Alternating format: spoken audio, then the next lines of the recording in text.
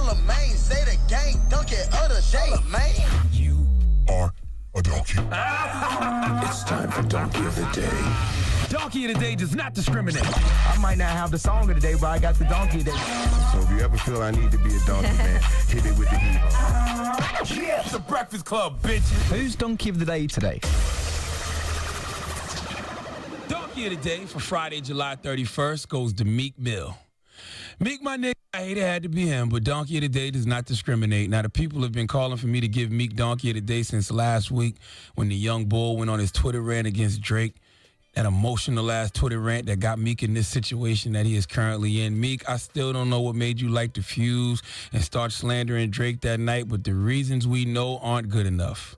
Reason one, that whole you didn't tweet my album out thing. Meek, you a grown-ass man, bro. My brother, you got to stop caring about petty stuff like people tweeting your album out. The only people you should be mad didn't tweet your album is anybody who works for MMG or Atlantic Records. That's their job, okay? You did it to Wale. I understand being mad at Wale. That's your label mate. You guys seem to be friends, but Drake tweeting the album? Nah, bro. Nothing to worry about. I understand, Meek, you want to get back the love you give out to other people, but that's not the way the game works. In a perfect world, yes, when you show somebody love, they show it back, but this isn't a perfect world. And honestly, after seeing how Aubrey Graham is clearly 3 steps ahead of everybody, he probably didn't tweet your album because he knew this was coming.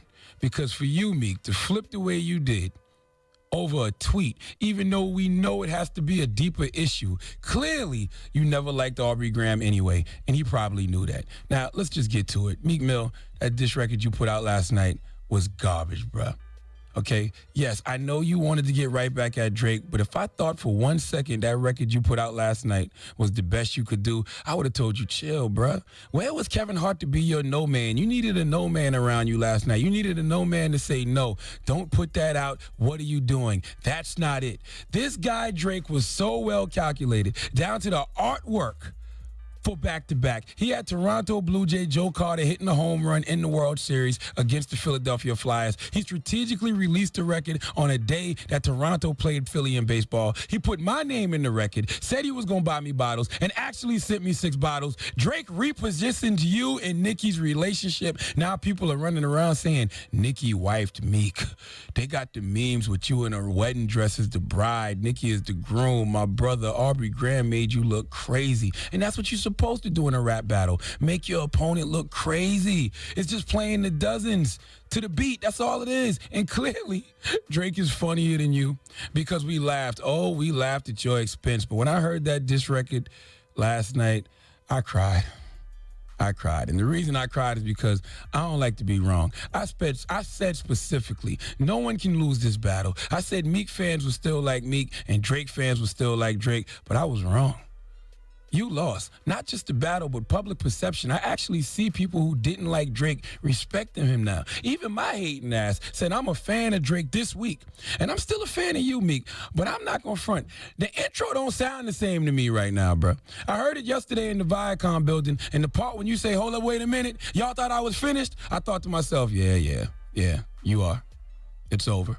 Okay, you had the #1 album in the country 2 weeks in a row. You got one of the hottest chicks in the game, and you let social media ruin it for you. It takes years in the streets to build credibility and just 2 or 3 tweets to ruin it, okay? It was a great week. It was a week we will all remember, and you played a huge part, Meek. In fact, you played the biggest part because you started it, but you didn't finish it. And I don't want to hear anything about that being a warning shot. Ain't no warning shot when you down 2-0, babe.